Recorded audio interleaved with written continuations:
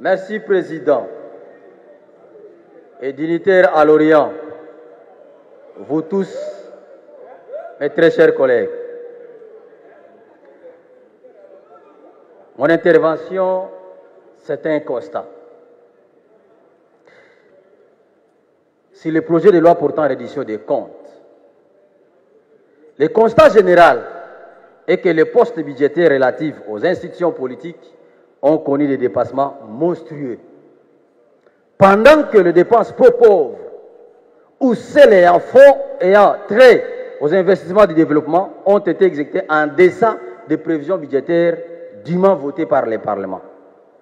Pour simple illustration, aucun centime, alors aucun, n'a été décaissé tout au long de l'exercice 2020 à ce qui concerne la Caisse nationale de péréquation, alors que cette dernière est destinée au financement des projets et programmes d'investissement public en vue d'assurer la solidarité nationale et de corriger les déséquilibres de développement entre provinces et entités territoriales décentralisées.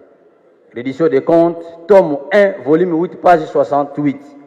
Cependant, pire est de constater qu'à la primature, au cours de la même période, des dépassements de plus de 15 000% sont enregistrés sur le fonds alloué à la réhabilitation du bâtiment du secrétaire général, pour lesquels les crédits ont été plafonnés à la hauteur de 6 millions.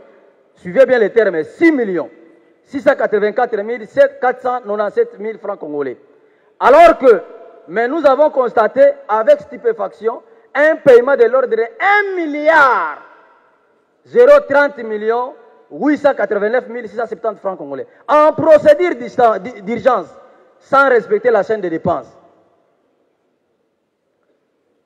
Conférez-vous, page 41, reddition des comptes, volume 7. Il n'y a pas qu'à la primature où ce scénario est observé. Aussi au ministère de l'Urbanisme et Habitat, où on observe également un paiement de 1 milliard 328 millions 684 590 francs, toujours en procédure d'urgence, sur des crédits budgétaires plafonnés à 5 millions. Donc 5 millions, on fait demander, on fait sortir milliards. Conférez-vous à la page 66, reddition des comptes, volume 7. Ce n'est pas fini. Au ministère de l'énergie, le peuple congolais a besoin de l'électricité, mais suivez le scénario. Sur un crédit budgétaire plafonné à 2 milliards 412 millions 799 160 francs congolais pour les projets d'électrification de 50 chefs liés. L'argent décaissé, 4 milliards. Et malheureusement, ce décaissement a fait l'objet d'une disparition mystérieuse. Disparu. Étant donné qu'au niveau du ministère, à notre possession, rien n'a été fait. Toujours sur la page 70 de la même exercice. Outre ce scandale, malheureusement, le projet Katende, centrale Katende et Kakobola, 8 jeeps devaient être alloués pour le mouvement. Le montant à hauteur de 1 milliard 692 millions. Mais on a décaissé 7 milliards. Non. Page 71 du même document. Président, ça fait tellement mal. Avec consternation, Président. Vous savez, ces habits de charges publiques à des enrichissements personnels et individuels, un groupe d'individus s'approprie de la révolution économique pour eux seuls.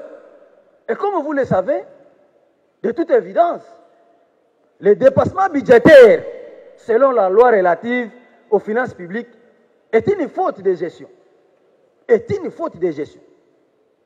Qui est sanctionnée par la Cour des comptes à ce qui concerne les comptables publics et la Cour de cassation à ce qui concerne les membres du gouvernement. Sous d'autres sièges dans d'autres pays, les membres des institutions perdent leur poste simplement pour avoir pris une bonne décision mais en retard. Mais ici, des détourneurs, des voleurs sont respectés, périmités même. Président, là, le changement est une loi. Changer la façon de faire. Nous devons changer. Ce n'est pas possible. Ce n'est pas possible. Et ça amène au découragement collectif. C'est comme ça que les fonctionnaires sont découragés. C'est un comportement qui a découragé le peuple congolais.